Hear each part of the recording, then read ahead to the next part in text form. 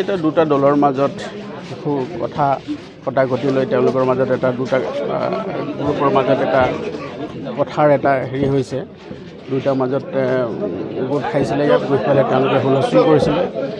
তাৰপিছত আমি immediately police আহি তেওঁলোকৰ লগত তাতে ইণ্টাৰভেন কৰাৰ পিছত আমি ৰাইজক বুজাওঁ ৰাইজে বুজি তেওঁলোকে ঘূৰি হৈ গৈছে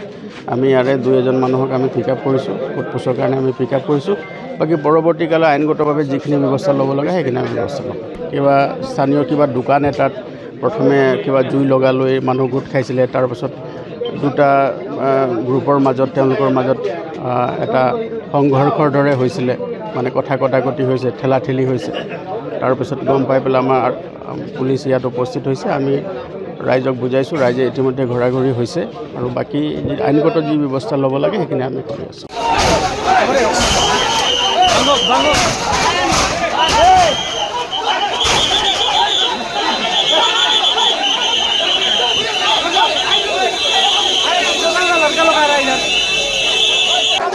এটা দুটা দলৰ মাজত কিছু কথা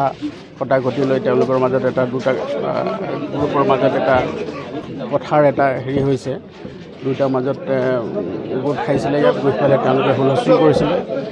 তাৰপিছত আমি ইমিডিয়েটলি পুলিচ আহি তেওঁলোকৰ লগত তাতে ইণ্টাৰভেন কৰাৰ পিছত আমি ৰাইজক বুজাওঁ ৰাইজে বুজি তেওঁলোকে ঘূৰি হৈ গৈছে আমি ইয়াৰে দুই এজন মানুহক আমি পিক আপ কৰিছোঁ সোধপোছৰ কাৰণে আমি পিক আপ কৰিছোঁ বাকী পৰৱৰ্তীকালে আইনগতভাৱে যিখিনি ব্যৱস্থা ল'ব লাগে সেইখিনি আমি ব্যৱস্থা ল'ম কিবা স্থানীয় কিবা দোকান এটাত প্ৰথমে কিবা জুই লগালৈ মানুহ গোট খাইছিলে তাৰপিছত দুটা গ্ৰুপৰ মাজত তেওঁলোকৰ মাজত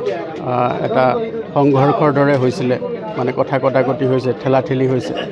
তাৰপিছত গম পাই পেলাই আমাৰ পুলিচ ইয়াত উপস্থিত হৈছে আমি ৰাইজক বুজাইছোঁ ৰাইজে ইতিমধ্যে ঘূৰি হৈছে আৰু বাকী আইনগত যি ব্যৱস্থা ল'ব লাগে সেইখিনি আমি কৰি আছোঁ যিকোনো খবৰৰ বাবে যোগাযোগ কৰক 7099017330 লগতে 7099017110 নম্বৰত